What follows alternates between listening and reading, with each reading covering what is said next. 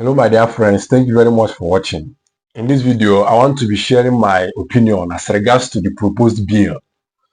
You know, the National Assembly or Nigerian government, they have seen that Nigerians are too afraid.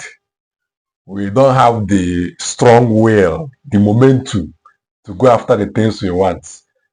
We don't have the vibes to demand for good governance, to end bad governance like it is tagged in nationwide protest. We proposed 10 days protest, and after like 3 days, didn't even reach up to 5 days, we had already given up.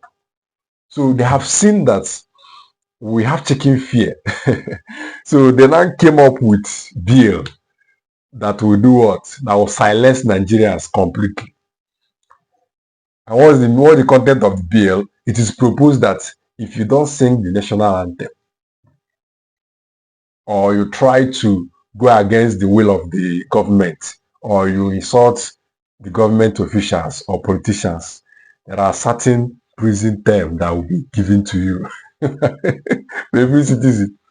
So it's getting interesting these days. Anyway, they said that if you don't sing the national anthem, you'll serve 10 years prison term. 10 years in prison. Or you pay 5 million naira fine. Or both of them, if convicted. So it's either you pay 5 million naira or you spend 10 years in prison, or both. You pay 5 million and spend 10 years. And if you insult the politicians, you will pay 4 million naira or you spend 2 years in prison, or both of them.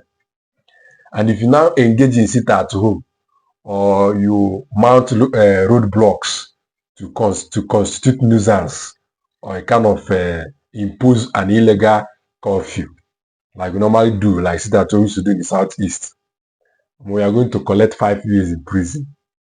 You get prison 5 years, or you pay 2 million naira fine.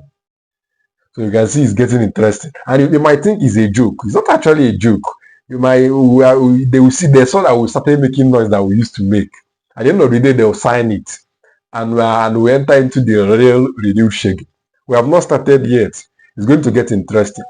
But my own point of interest, the bone of contention, my own concern is that if they are going to sign this bill, if they actually meant well for the masses, they should also sign bill that will contain, or that will have a certain number of years senators or politicians will serve if they found guilty of looting our public funds. So they can't just be doing all these things in order to silence the masses. You can see that most of the things they do, the bills and all the laws they make, is anti-masses. They don't care about the masses. You get the point? They should sign a bill also that will mandate that every single politician or every single legal constituted authority or a leader is found guilty of a certain law breakdown, the person should pay a certain amount of money or serve a certain number of years in prison.